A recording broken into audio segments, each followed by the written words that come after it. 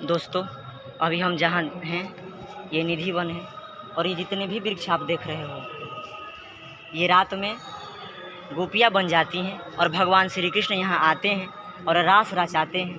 ऐसी मान्यता है कि भगवान रंग महल में जाते हैं और श्री राधा रानी जी का अपने हाथों से श्रृंगार करते हैं। अगर आप सुबह में जाओगे तो दातुवन पूंछा हुआ मिलेगा, भोग लगाया हुआ मिलेगा और जितने भी श्रृंगार के सामान होंगे वो सारे के सारे बिखरे पड़े होंगे।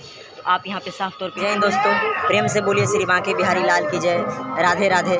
आज हम दुनिया के सबसे रहस्यमयी जगह निधि वन में मौजूद हैं और निधि वन के बारे में एक ऐसा तथ्य है कि आप ये जितने भी वृक्ष देख रहे हो ये रात में सारी वृक्ष गोपियाँ बन जाती है और आज भी यहाँ भगवान श्री कृष्ण आते हैं, रात को रास रचाते हैं, फिर सुबह चले जाते हैं। श्री राधा रानी जी का श्रृंगार करते हैं। इसी निधि वन में एक रंग महल है और उस महल में श्री राधा रानी जी का अपने हाथों से श्रृंगार करते हैं। जब सुबह लोग आते हैं तो जितने भी श्रृंगार के सामान हैं वो सारे के सारे बिखरे पड़े होते हैं। तो इस बात का ये प्रमाण है कि भगवान आज भी निधि वन में रंग महल में यहाँ आते हैं। और ये जो पेड़ देख रहे हो आप, ये सारे के सारे पेड़ गोपियाँ बन जाती है। भगवान श्री कृष्ण उनके साथ रास रचाते हैं।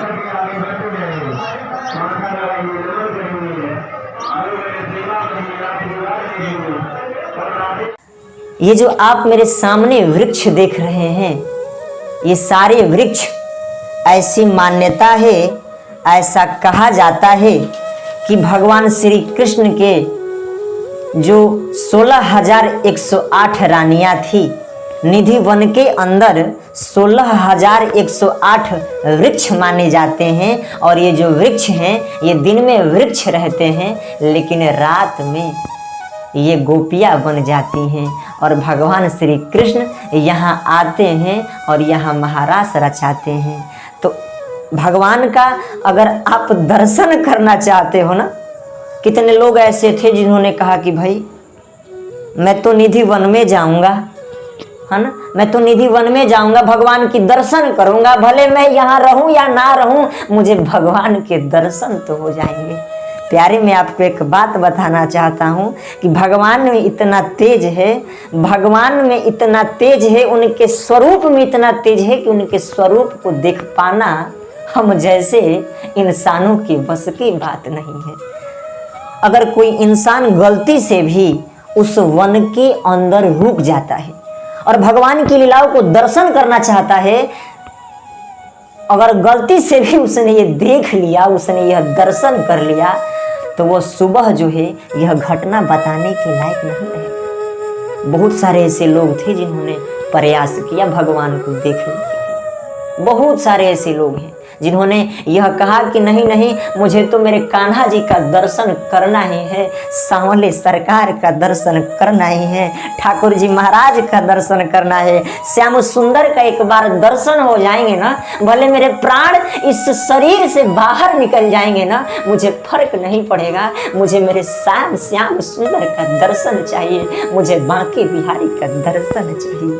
तो बहुत सारे ऐसे संत हुए, बहुत सारे ऐसे लोग हुए जो कि उनका दर्शन करना चाहते थे। यकीन मानिए, भगवान के स्वरूप का जब दर्शन हो जाएगा ना, तो आप अगर बताना भी चाहेंगे लोगों को तो बता नहीं पाएंगे। एक बार की बात मैं आपको बता रहा हूँ। एक इंसान जो थे वो अंदर गए, कहा कि हम भगवान का दर्शन करके ही मानेंगे।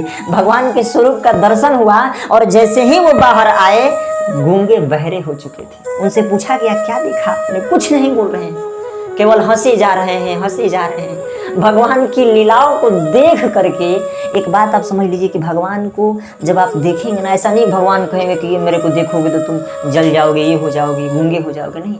भगवान में इतना तेज है ना कि हम मनुष्य जो है ना भगवान की इन स्वरूप को नहीं देख सकते हैं, भगवान के सुंदर स्वरूप का दर्शन हम नहीं कर सकते हैं। क्योंकि अगर आप वहाँ जाएंगे और ये सोचेंगे कि मैं भी रुक जाता हूँ, भगवान का दर्शन कर लेता हूँ, तो ये संभव नहीं हो सकता है। भगवान सभी जगह तो विराजमान है ही। अगर भगवान को आप अंदर से अगर बुलाएंगे, अंदर से कहेंगे कि भगवान हे प्रभु, मैं जैसा भी हूँ ना कान्हा जी, मैं आपका हूँ, हे मेरे श्याम सुंदर मैं आपका हूँ और आप ही मेरे हैं, मुझ पर कृपा बरसाए रखिएगा। एक बात हमेशा याद रखिए, हमेशा एक बात याद रखिए, भले ही हर ताकत आपको गिराने में लग जाए, दुनिया की हर ताकत आपको गिराने में लग जाए, लेकिन एक बात याद रखिएगा, वो आपको कान्हा जी है ना, आपको गिरने नहीं देंगे। वो जो श्याम सुंदर वहाँ बैठे हैं ना, वो आपको गिरने नहीं देंगे। तो भगवान की भक्ति में हमेशा लीन रहिए, भगवान का नाम जपते रहिए। ये नहीं है कि आप कोई काम कर रहे हैं तो आप छोड़ छाड़ के आप कहिएगा भगवान जी मेरे को खाना बना के खिला दीजिए ना, आप खाना नहीं बना के खिला रहे हैं, मैं आपसे नाराज़ हो जाऊंगा, ये वो। अरे भाई, भगवान की भक्ति करते हैं ना, तो भगवान पे विश्वास रखिए आप, है ना। पूरी तरीके से अपने आप को भगवान पे समर्पित कर दीजिए। अब समर्पित करने का, समर्पण का मतलब क्या, कि छोड़ दीजिए कि भगवान पे भगवान आइए ना, मेरे को खाना वाना बना के खिला दीजिए ना, आप बहुत अच्छे हैं। ऐसा नहीं होता है, कुछ हमको भी करना पड़ता है ना। जब हम कुछ करेंगे तो भगवान का कृपा हमारे पर बनेगा, हम सब पर बनेगा।